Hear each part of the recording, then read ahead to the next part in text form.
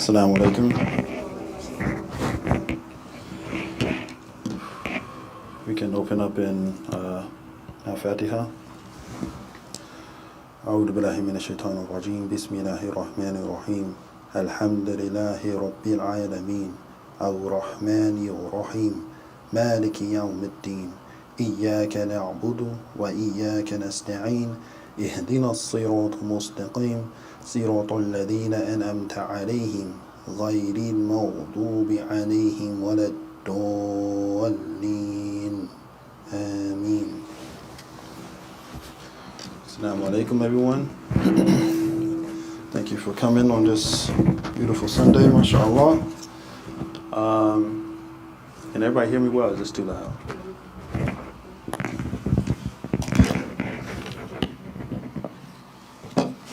Alhamdulillah. I feel as though we had a productive Jummah this Friday. I felt as though there's nothing else I could have done my topic on or talked about except for what our community is facing, and that's the spirit of Jummah. You should always make it relatable to what's going on in the times and what's going on present day, and that's the sunnah of our Prophet, peace and blessings be upon him. Yes.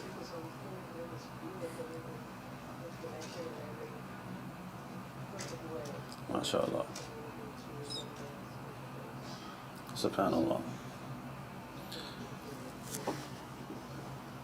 Yeah, so we can use this session today just to expound upon what was talked about and reflect and kind of go into more detail about certain things.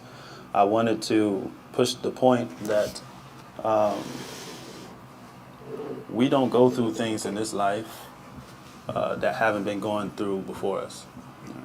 We can either learn from history, or they say remake the wheel, right?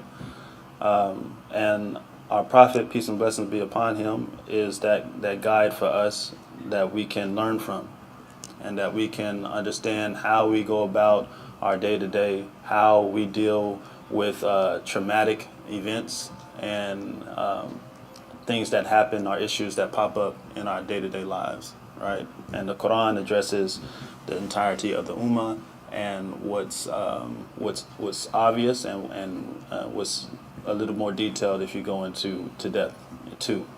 Also, I tried to bring the point of Allah subhanahu wa ta'ala tests us with loss, right? It's a test for us, and He allows us the time to spend with people, to gain that love for one another, and ultimately shows us that He is the only one that we can rely on, or that will remain.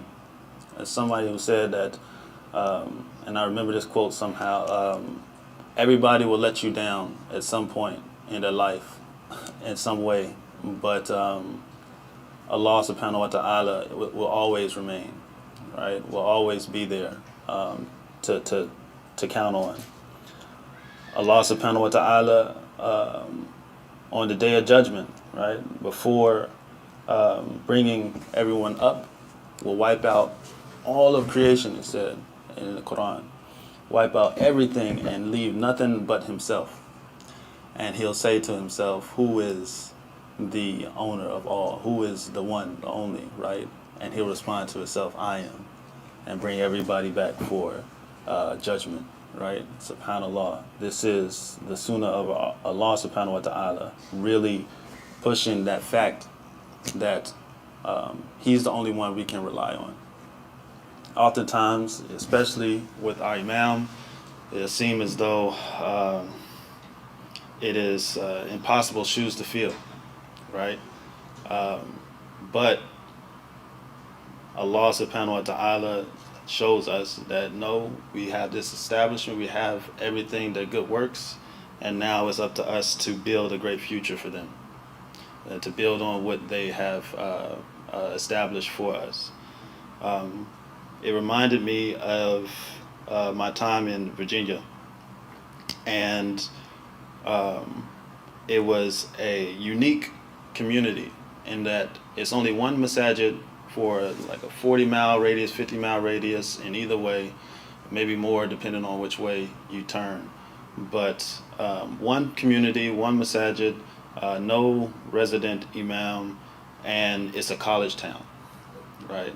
So everybody's there just for college. And you see this community that is formulated and has been there for a while, but formulated, and you see all these great people that in some leadership positions, but they continuously transition out. So every 4 years, there's going to be some new leadership. There's going to be somebody new or somebody coming in, and somebody that's old is going to be leaving. Somebody that's good and real benefit to the community is going to be leaving, just because that's the nature. They finish what their schooling is for. They finish their professor job, or maybe they got another job as a professor somewhere else. They finish their 4 years of college. They finish their PhD, whatever have you. Somebody is going there and benefiting the community, and then they're leaving. And subhanallah is as if Allah subhanahu wa ta'ala, you see it clearly that Allah subhanahu wa ta'ala is, his barakah is in this place, because you think that it just fall apart if everybody left, right? But he brings in people to replace those people religiously, right? Repetitively. Every 4 years somebody goes, somebody else coming in just happens to be a great person that is ready to accept that leadership and continue on. And that reminded me of just life in general, right? Life in general. Our parents are if things go how they usually go, our parents should pass before us, and we should take over the reins, right? We should take on that legacy, continue that legacy, and our children for us, and so on and so forth. This is the circle of life. And so had our prophet experience, right? At a young age, at 6 years old, he experienced the death of his mother. This really affected him, right? And he didn't even get to visit that trauma until he was in his latter years of life, right? It's an instance in which he's with his companions, and his mother passed on his journey from Medina to Mecca, right in the middle. He was 6 years old, spent the whole summer or time playing with his cousins and things, and mother passed on their way back. And at 60 plus years old, they would pass this place. And he was with his companions, and they passed it, and he took a detour, and they didn't know where he was going. And he took that detour, and then said to stay here, said to stay back, and Umar ibn al-Khattab, he could go with him, and he can continue on with him. And Umar narrates how he saw the Prophet, peace and blessings be upon him, weeping and crying. And he got to this place, and he sat there, and he just started bawling, just crying, as intense crying. He never seen the Prophet, peace and blessings be upon him, cry like that. I mean, I'm talking like hyperventilating, like you catching your breath, right? He's sad. He's immensely, this sadness has come over him, and it gets so much that Omar starts to cry, because he's seeing the Prophet, whom he loves more than himself, cry in front of his face, and that's going to bring somebody else to tears. Often we see that even nowadays. If somebody's crying or somebody's laughing, it kind of has an effect on you, right? And so Omar starts to cry, and he asks the Prophet later, what brings you this much sadness? And he says that this is the grave of my mother, right, who passed. And he has this grief, right, even after he's a prophet of Allah. Nobody knows more about this life and the next than him, right? And he still has that grief, right? But it doesn't keep him from moving forward, right? It's a difference between grief that keeps you crippled, right, in society, and grief that pushes you forward in your understanding that Allah subhanahu that you'll meet them one day, that the promise of Allah subhanahu wa ta'ala is true, right? And he suffers these losses continuously. And Allah subhanahu wa ta'ala reminds him that he took care of him when he didn't have anybody else. That Allah subhanahu wa ta'ala provided for him when he didn't have anybody to provide for him, or he didn't know what was his next provision was going to come from. His uncle, Abu Talib, died, and he had no protection in Mecca. This is a very, like, you can die, like, all right, you don't have no protection, so now you're free game, right? We can kill you, right? And then Allah subhanahu wa ta'ala provides protection in Mut'im, right? Who's not even Muslim, right? And doesn't accept Islam until far later. Even fights against them in the Battle of Badr. But he gives him protection when all of his family, everybody else is passed, and he has no protection before the Hijrah, before the move to Medina, which was crucial. And so Allah subhanahu wa ta'ala shows and proves that He is the protector. And He will protect our communities when we need it the most, right? He will not fail us. So I also wanted to push forth the point of the comfort of those who live righteous lives and go into that passing state, go into that next transition, right? And what Allah subhanahu wa ta'ala promises them, the beauty of that next transition, right? Sometimes,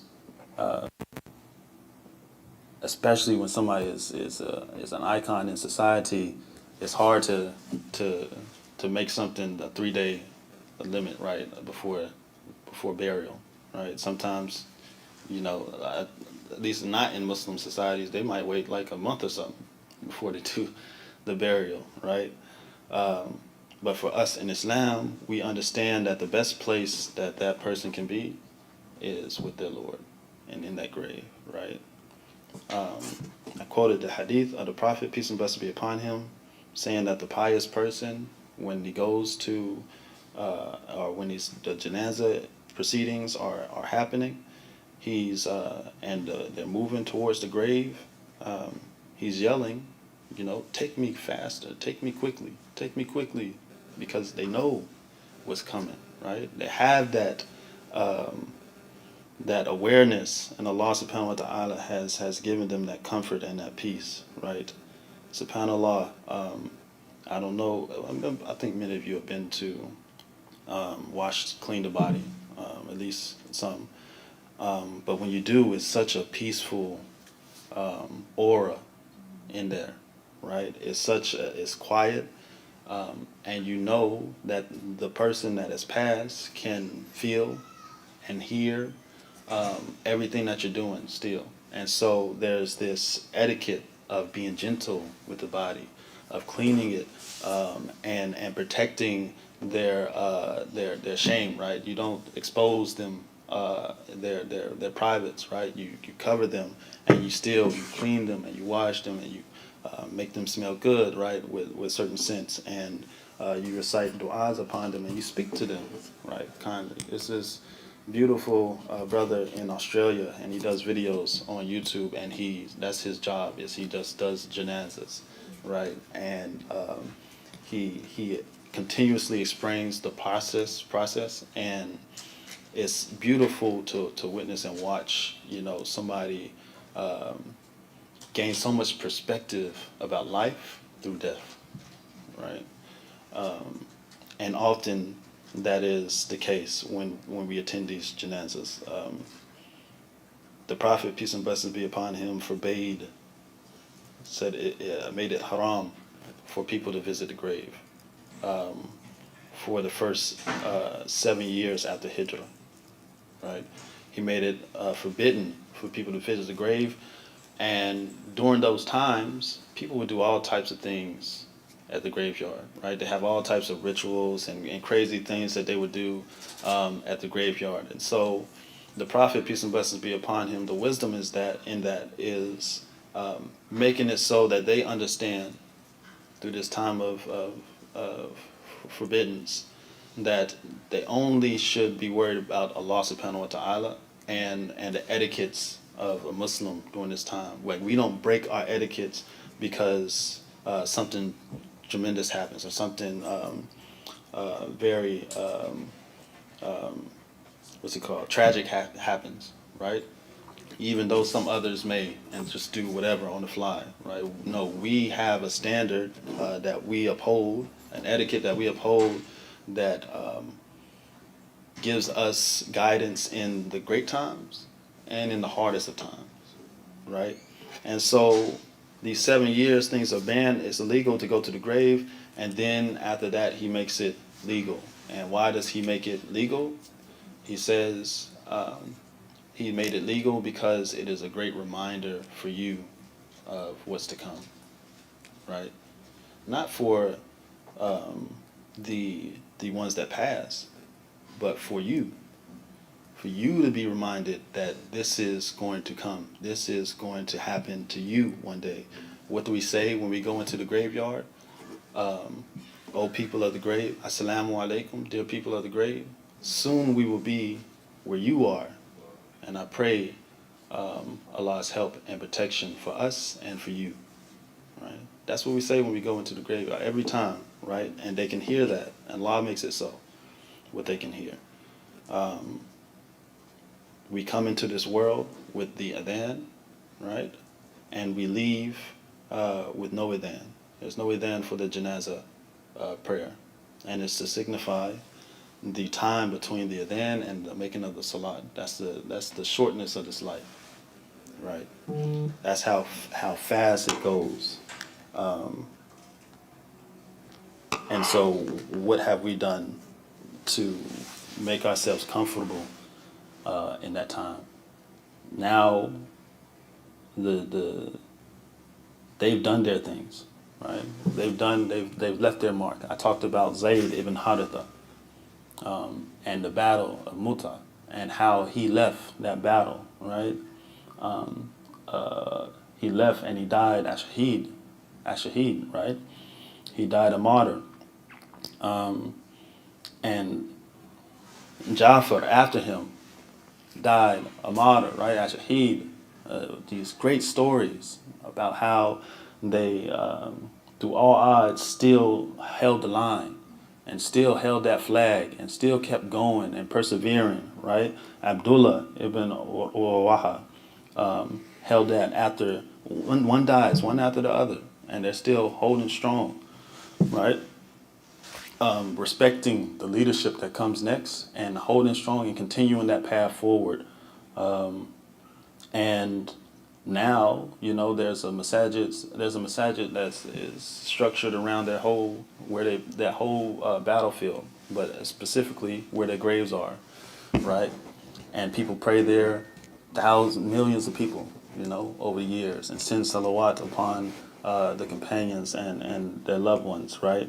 So, subhanAllah, Allah only knows the amount of sadaqah jariyah that's headed for their way for our pioneers. Yes. They don't mention much about the women role in doing those battles. Do you have any insight on why they don't mention or what are some of the roles that the women play? No, they're mentioned. The Prophet's wives used to draw lots, sticks, to see which one would accompany him for battles.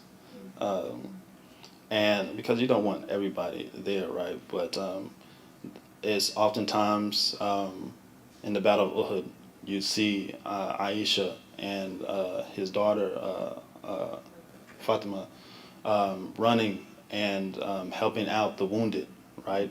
Providing care quickly for the wounded and making sure that people had what they needed if they were, injured or whatever have you. And some, yeah. I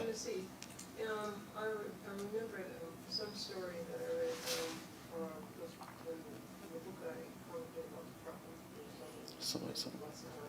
Man, talking about, I don't remember her name, but she was actually one of the soldiers, I guess you can call them, or warriors, physically fighting, and she was the first female that was martyred, you know, that she was killed on the battlefield. I don't remember her name. Musayyiba. Yeah, so there was often, yeah. Yeah. Yeah. I think that's why it's important to know the seerah of our prophet, peace and blessings be upon him, because you get this insight, you get this understanding. A lot of people say that, women can't go to the grave, but it's in the seerah that Aisha would go to the grave, right? And how we understand what to say when we go to the grave is because Aisha asked the prophet, peace and blessings be upon him, what should I say when I go to the gravesite? But since going to the grave was banned 7 years for everybody, somehow that became just women, right? But that's the mindset that you have to really understand when we're going into the seerah and studying, right? Follow the logic to its logical conclusion, right? That's the saying of Imam W.D. Muhammad, right? And that's our responsibility as Muslims to know and to educate ourselves so that we're comfortable with what we say we believe. Yes. One other thing, when you mentioned, in your presentation to us earlier, when you were talking about,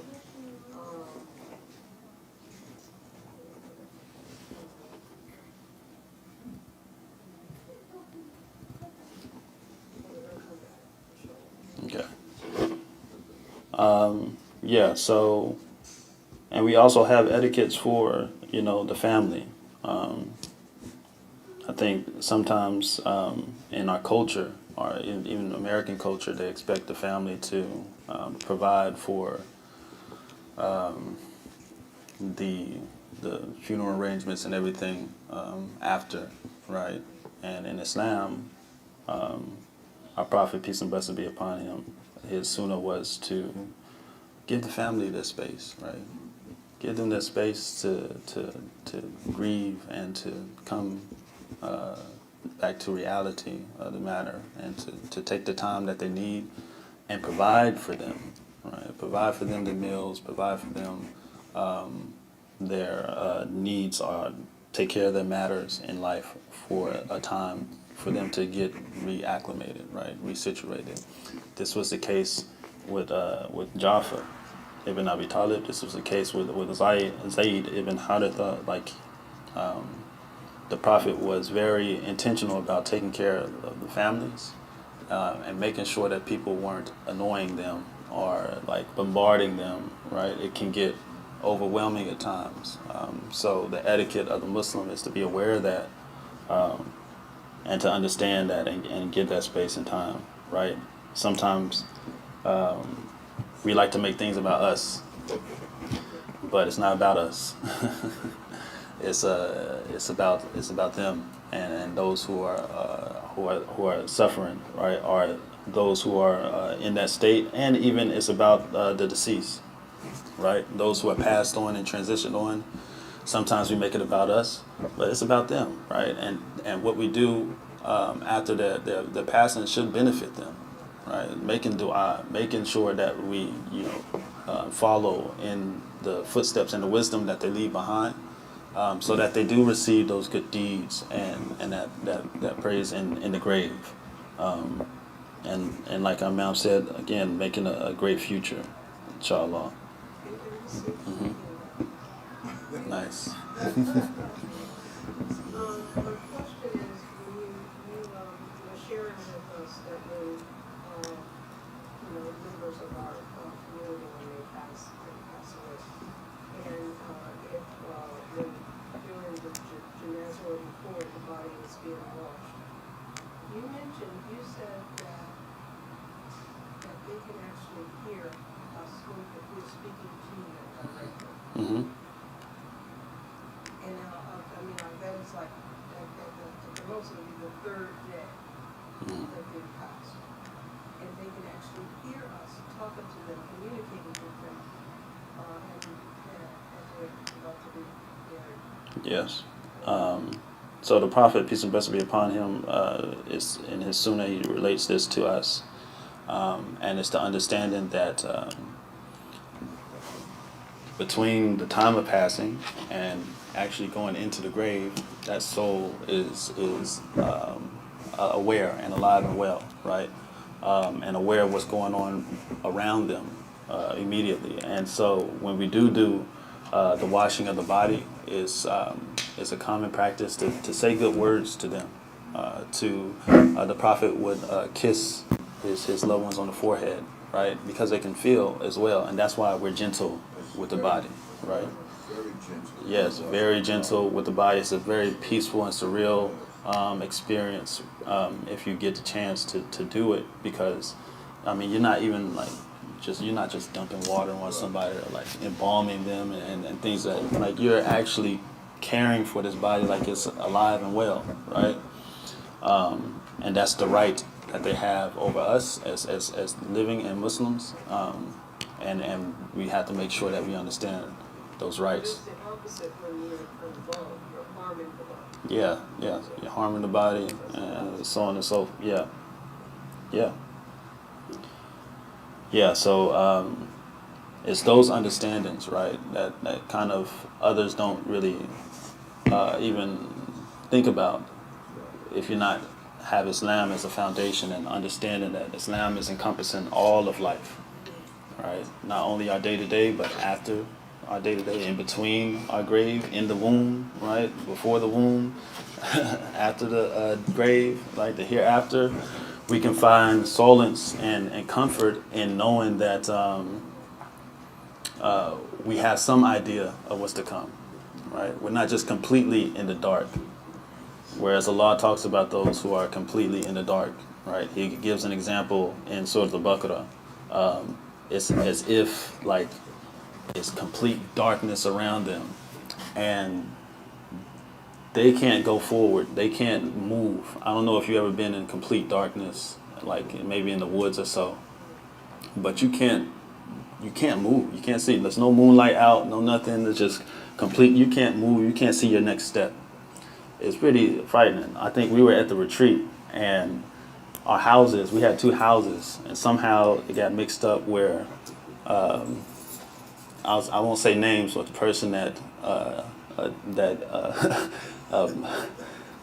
planned the retreat, somehow the houses was like 100 yards apart. So we had to walk from house to house often. And it was one night where it's just like pitch black, right? You couldn't see your hand in front of your face. And I tried to walk. This road that goes straight to the house, right to the other house. You have to walk on. And I tried my best. I tried to walk up the street, just in a straight line to the house. And once I could not see anymore, this complete shift in mindset. I had my cell phone, but it died.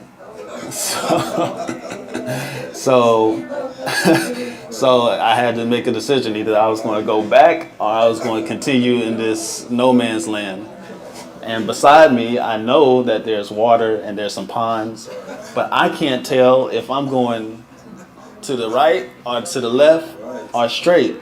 Even though I know what straight is, I can put my foot in front of the other and go, but I can't tell. And that uncertainty, it leaves you stuck, right?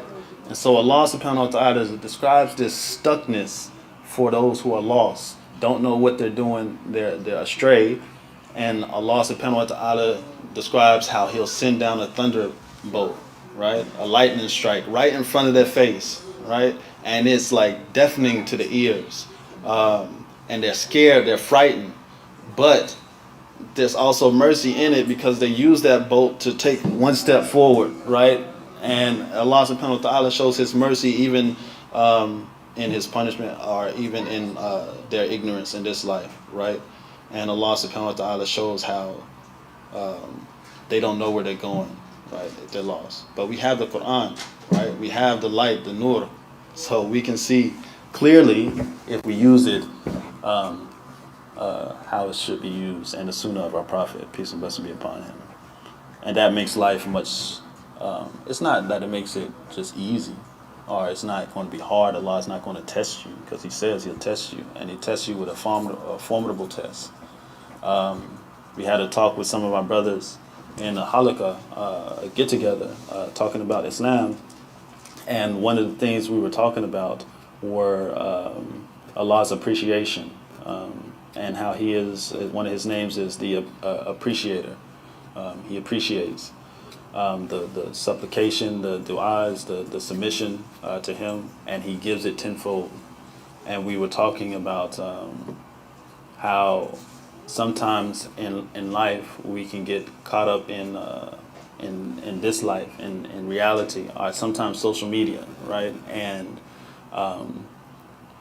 in Islam, we know, and the Quran clearly says, hey, don't backbite, right? Don't backbite, don't do this.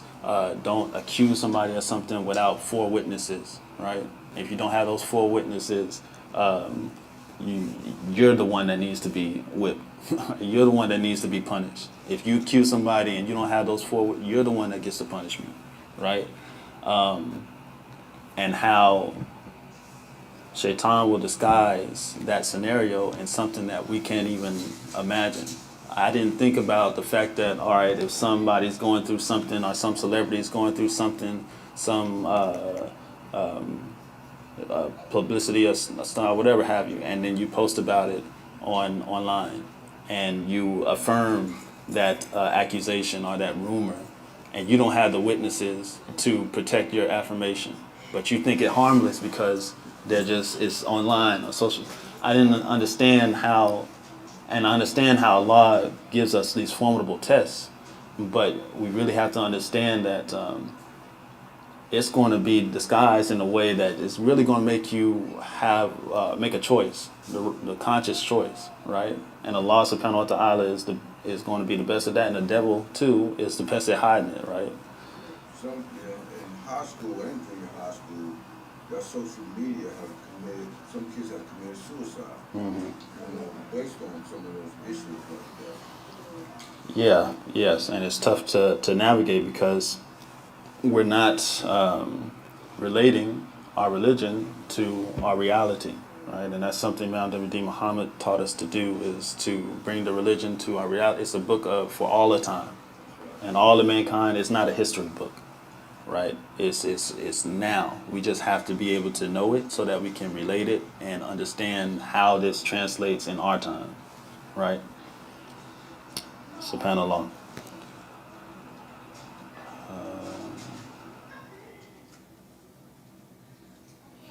I also mentioned how quickly the proceedings went, or the burial went. It was the same for Brother Clarence as well.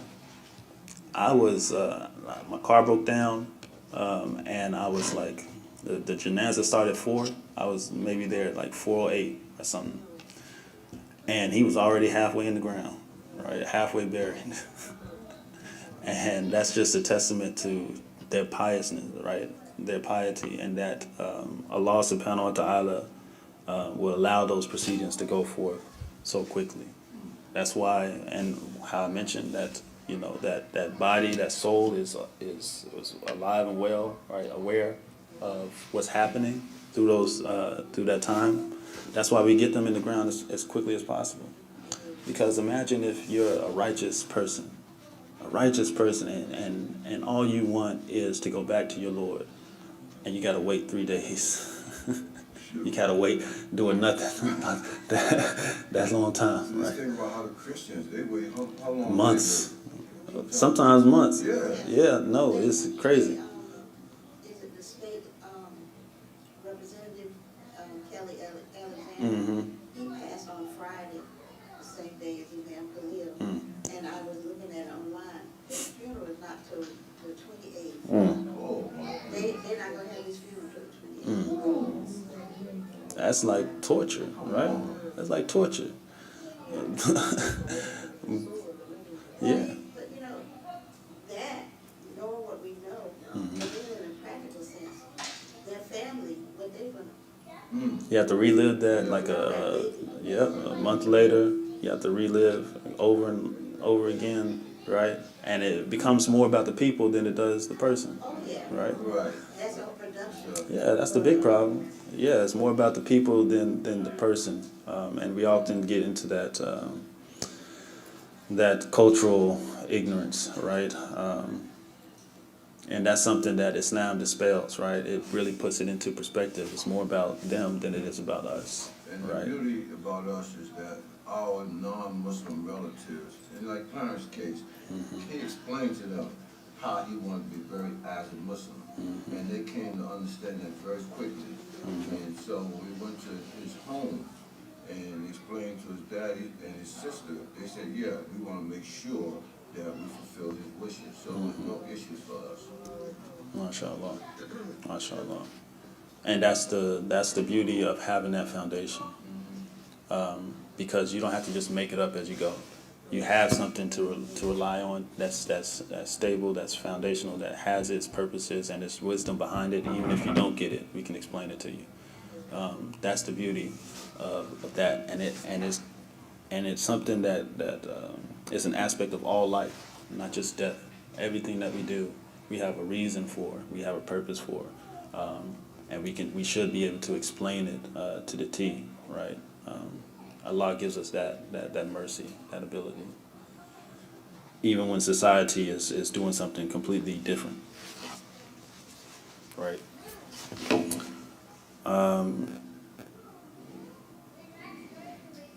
Even the death of our prophet, peace and blessings be upon him, traumatic for the ummah. But it was one instance where his daughter, Fatima, she was crying, and this is right before his death.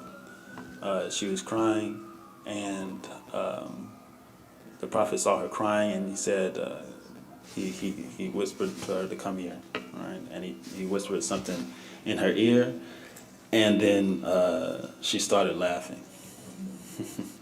She started laughing. And when she was later asked about this by Aisha, she said that she was crying because she saw the state that the Prophet, peace and blessings be upon him, was in. And he whispered to her, "Oh, Fatima, don't cry, for you'll be the first to meet me after my death." Right.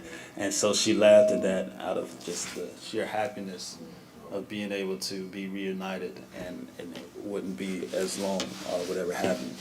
And that's, as Muslims, we have that hope, right? That we're going to be reunited with our loved ones, and we're going to be able to send them a report of how things have been going, right? How things have been going great and good. It's something to look forward to.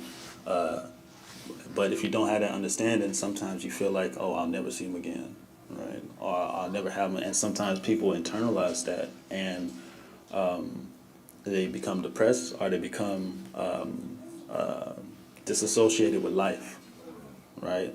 And that person becomes like a god to them. Whereas here, we take everything in its proper context, and now we can look forward to the days to come. Yeah. I have a question about the Islamic perspective on spirits, because as you know, at Career Free Fast, Munir mentioned something, and I know after Sister Deborah died, may Allah be pleased with both of them, that people were saying, I think that when her husband mentioned the flowers and the roses, and we have these Christian and American, habits and theories that we're all accustomed and indoctrinated to, with regard to, like, even in the bureaucrats. I remember feeling, certain times that, whatever. And so I just want to know, I guess, what is the Islamic perspective on spirits? You mentioned that 3 days after the death, they can hear you, but this is before, after that period. Is it like, what does it say? And are these people that are feeling these things and quoting these things, is that actually accurate, or is that just something that they feel or want to believe?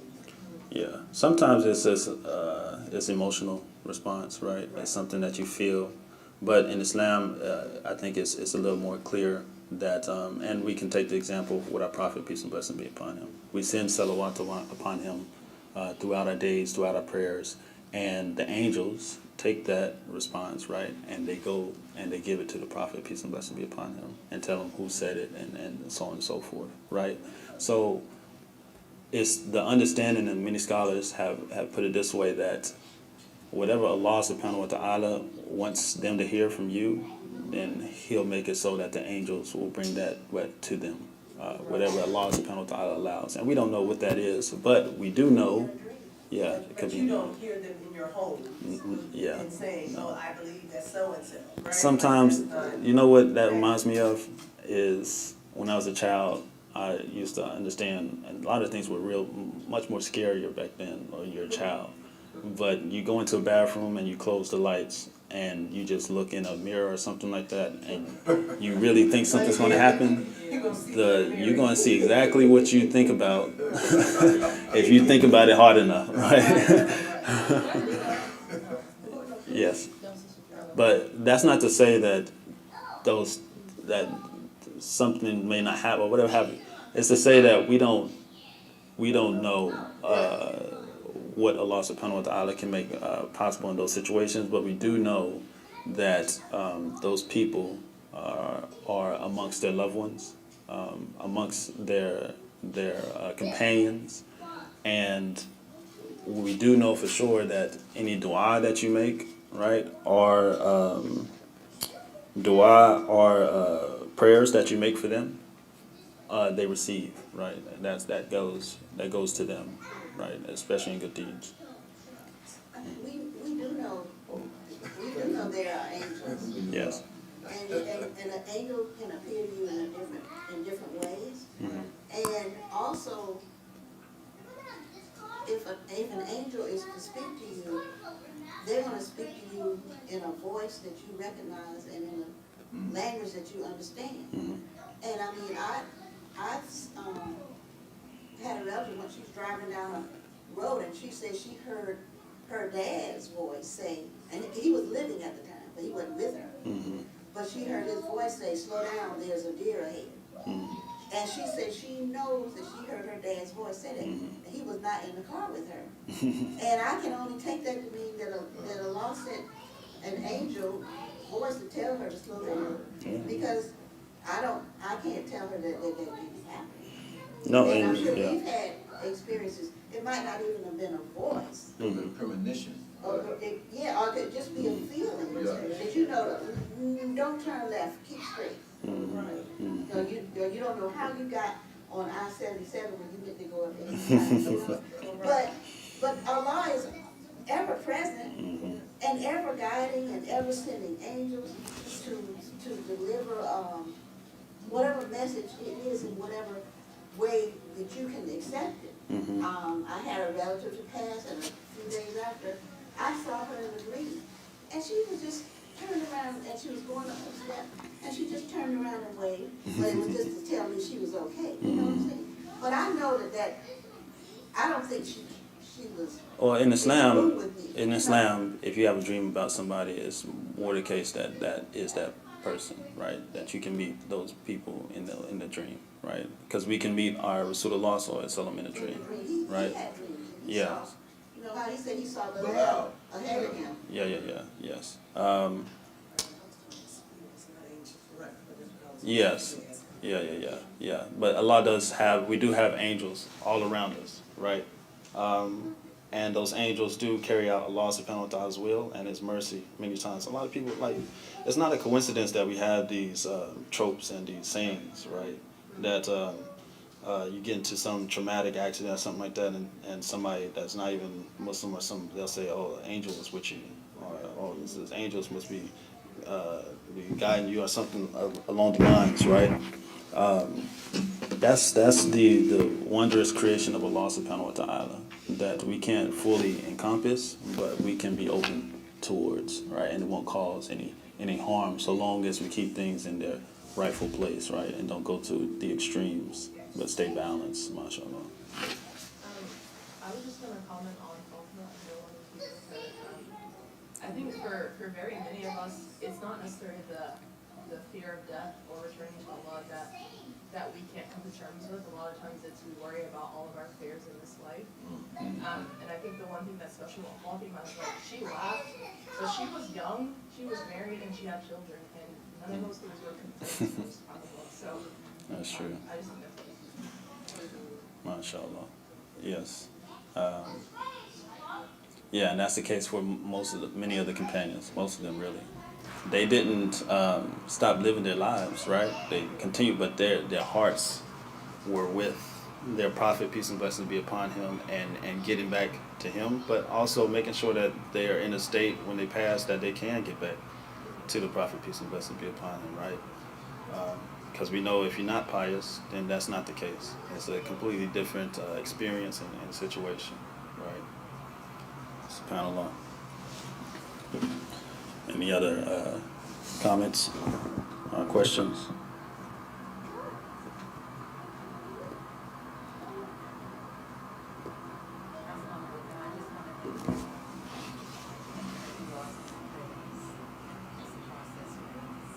Yes.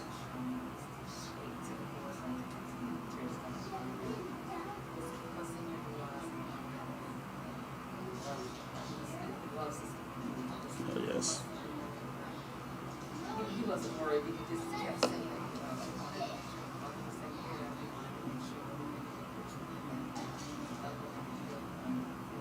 Mm-hmm. He kept saying that the day that he left, he said it 6 times.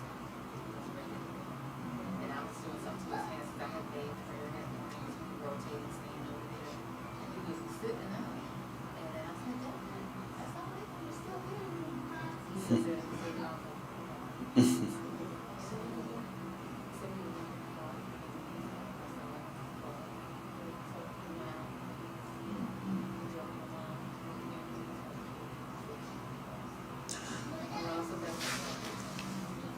Yes. I mean, that reminds me also that we had 2 and 3, even Sister Deborah, when she passed, sometimes Allah subhanahu wa ta'ala provides a mercy of, I guess, one thing to pass suddenly, and you're in the moment and you're experiencing, you have that fear. It's another thing to pass gradually, and you're able to come to terms, and you're able to understand what's going on. That's a mercy from Allah subhanahu wa ta'ala. Even the fact that you pass and you have a sickness, you have a cancer or whatever have you, that's a mercy from Allah subhanahu wa ta'ala that you have it, because Allah subhanahu wa ta'ala and our Prophet says that those with sickness that pass with cancer or whatever have you, they're given a special reward, a special place in Jannah for it, right? And so even that in itself is significant, right? And it signifies the mercy of Allah subhanahu wa ta'ala. And then you have Brother Clarence who passed in his sleep. Like how much more peaceful can you pass in your sleep? Like out of nowhere. That nobody even knows. You don't have to worry about anything. You just you went to bed, right? You got your nice rest, and you still resting, right? You stay resting. You stay in that nice state, right? SubhanAllah. This is beautiful. That's beautiful. And though we are sad the passing and loss that we have felt, we can't help but be happy for what they have left behind and how Allah subhanahu wa ta'ala allowed them to go, right? It's a testament to their good works and what they meant for us here. And so we can only hope that we experience the same for ourselves, inshallah. Yeah. And it's tough. It's going to remain tough. I still haven't fully come to terms or understanding, right? But I find strength in Allah subhanahu wa ta'ala and this deen, this Quran, this like learning about, all right, what are my loved ones doing right now? What state are they in this part of the process, and how does this happen, or how did the Prophet, peace and blessings be upon him, respond to this? That gives me comfort and peace, and it gives, I'm sure, the Muslim comfort and peace in these affairs, even though we won't relinquish sadness, like our Prophet, peace and blessings be upon him, 6 years old to 60, he's still grieving for his mother, right? But we find peace and comfort in Allah subhanahu wa ta'ala, right? And it doesn't consume us. We're consumed by the fact that Allah blesses us with the mercy of being able to meet them again, right? And soon we'll be where you are, right? That's what we say in the grave. Oh, salamu alaikum, dear people of the grave. Soon we will be where you are, right? And soon we'll be where you are, and I pray Allah's help and protection for us and for you, right? SubhanAllah.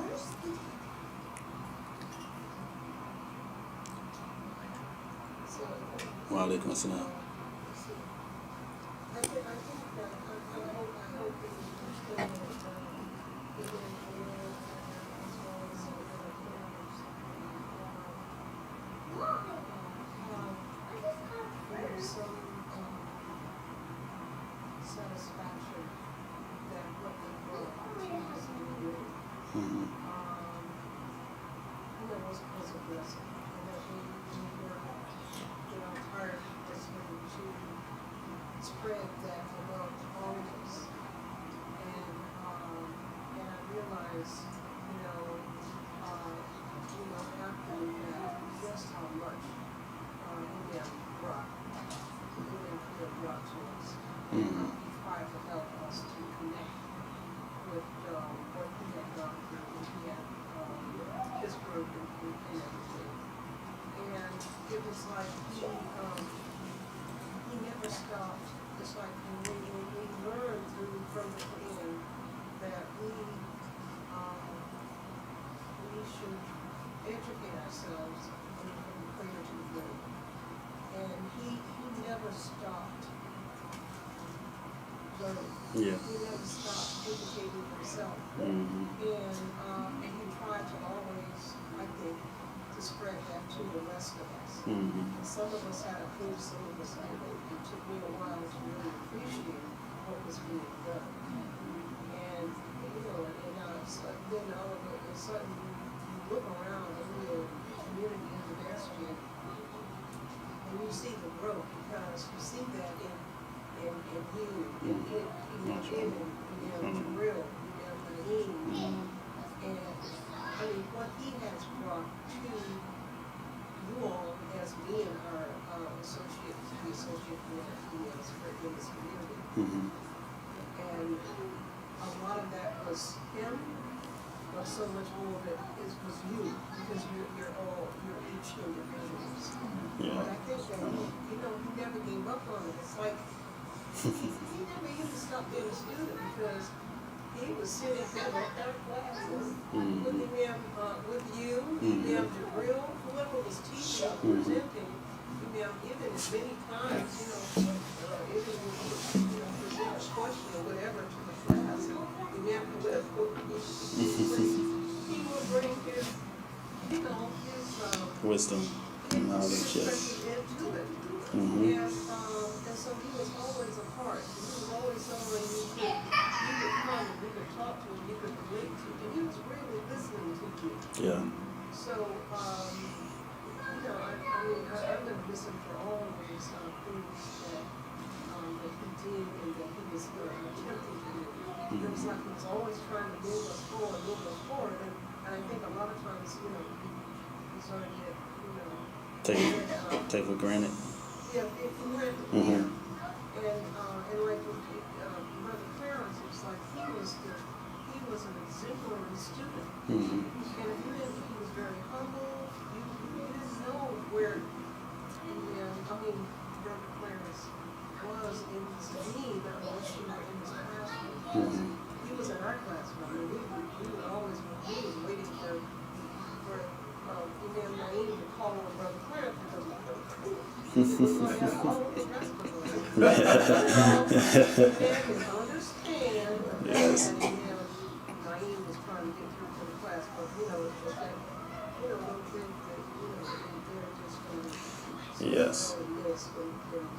so much appreciated. And for people like that, subhanAllah, sometimes only Allah can make them stop, can take a break.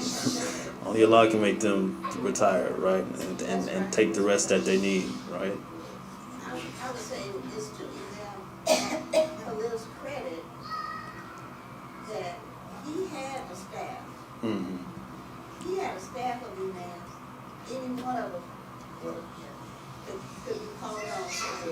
a wedding or a janaza or a Juma, and I know you had a schedule, but sometimes the schedule might be off, and somebody might have to do it, they wasn't expected to do it that day. That happens. And I don't know how many other places had it as good as we did, but he had Sister Deborah on his staff. People don't remember that we did have a sister on that staff also. And what I want to say is, a lot of people around the country are looking at Charlotte. Well, what are they going to do now? They don't know. But they don't know. Amen. Kalia already had that set up. We're not in a dire, desperate situation here. We don't need somebody to come in and save us. He set that up. He said earlier on I'm sorry, I'm interrupting her, and I don't mean to be rude, but I'm more than like the corner over here, the peanut gallery, but also the amen corner, because we literally just had this conversation on the beach, Khalida and myself and Mr. J. And so we all said the same exact thing. Some people know something, but they don't know Charlotte like we do, because it's in our camp. And we know that we have, like you said, been not only put in a good position, but our future, when we plan to give you that for real, and a good future. And we're going to do just that this show. Yeah. That's what Michael, can I ask something else? Yes, ma'am.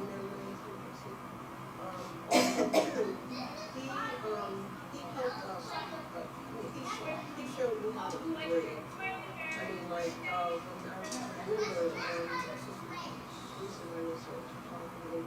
I remember, and I remember that years ago, I think it was in 2011, when we had the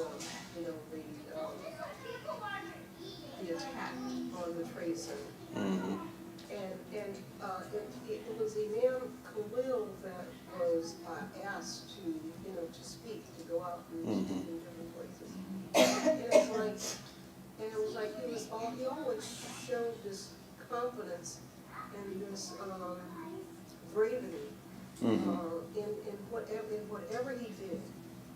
And it was like he always spoke so eloquently about the situation and about Islam and who we are and how we are totally separated from what happened at the Trade Center. And then like when he would be invited to go to some different churches, and I know how involved he was with the ministries. And he would go, and we would be all invited to come and he's speaking at some church, white churches, and or to Jewish centers or whatever, and he would go. I mean, with this such confidence, and go and speak. And I remember thinking, first I was saying, I don't want to go to these people's churches. But when you went, you learned something. That if he has something important to say about who we were, what we believe, and leadership. Yeah. And so, that's another thing I loved about it. Yeah, that's the mercy of Allah subhanahu wa ta'ala. Our Imam W.D. Muhammad teaches us that the Quran prevents a man from remaining a dummy, right? You know this deen, you know this religion, you can go anywhere with it, right? You can hold your own with anybody, right? It don't matter if they're a scholar or whatever have you of any other religion. You know this, the basics of this, you're in a great position, right? And our Imam was a testament of that, and the consistent seeking of knowledge from Brother Clarence is often the best student in everybody's class, right? It's a testament to that. And it's up to us to continue that legacy, right? And to continue on, continue to educate ourselves, and continue to give our dawah events and make sure that we're representing ourselves in the best of manners. Like you said, Ash-Shaheed, we have a lot of resources. Maybe we don't have one thing, we have another thing, right? We make up. But Allah subhanahu wa ta'ala is with us, and whatever He wills will be, period. right? So it's up to us to trust in Allah subhanahu wa ta'ala and continue those good works, right? Inshallah. And we have the people to do it, right? We have people that are committed to do it, inshallah. Everybody. Yes. Before we close out for prayer, can I make an announcement? Mm-hmm. I just want to ask that everybody, that's all they've done. If you are on the text system and there's 200 people plus, if you're not, let us know, we can send it to you directly, but the strongest school, right, was the basic goal. It will manually add you, and hopefully you weren't someone that accidentally pressed stop, because if you were, then you won't be. I never got the text from the last week. Oh, okay, so then we'll add you today to show. Yeah, I know. Yes, ma'am. I haven't saved them up for it. If you will, please fill out the survey that was sent out in our mass text system today about education. It's just 3 simple questions, just asking you what type of classes or programs you would like to attend here and your availability. We are trying to restructure the Strong in School and offer some more diverse classes on Islamic, everything, right? Just depending on what you all are asking for. So please, let us know what your input is so that we don't just make classes and then may or may not be what you're interested in attending. And then the second thing, I don't know if I should announce it yet, but it sounds like y'all ready to do it today. A sister came to the community and asked if we could possibly do a Taleem where the community gets to talk about, I guess, their, how you have, like what you're just doing, Sister Issy. I don't know if that's something that you all think we should have, but if it is, we were talking about it last night, trying to schedule a day. I wanted to reach out to the sister who wanted to do it. She's a young sister. But if that's something that you all are interested in, y'all can just quickly say yea or nay. We want to respect the family, of course, but it was said that a lot of the community members didn't really get to speak at the repast. It was more so the imams and, of course, their family, as it should be.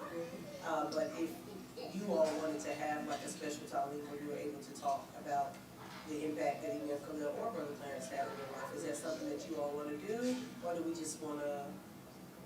I'm asking. Yes. Oh, yes, and yes. Okay. Absolutely. All right. That's all. Thank you. I'm sorry for the. Yeah, inshallah. Maybe we can probably structure it in a beneficial way as well, like Imam Ibn did before the passing, the prayer session. Inshallah. Yeah, so that we get some benefit to our brothers in the grave, inshallah. Okay, let us close out and get ready for prayer.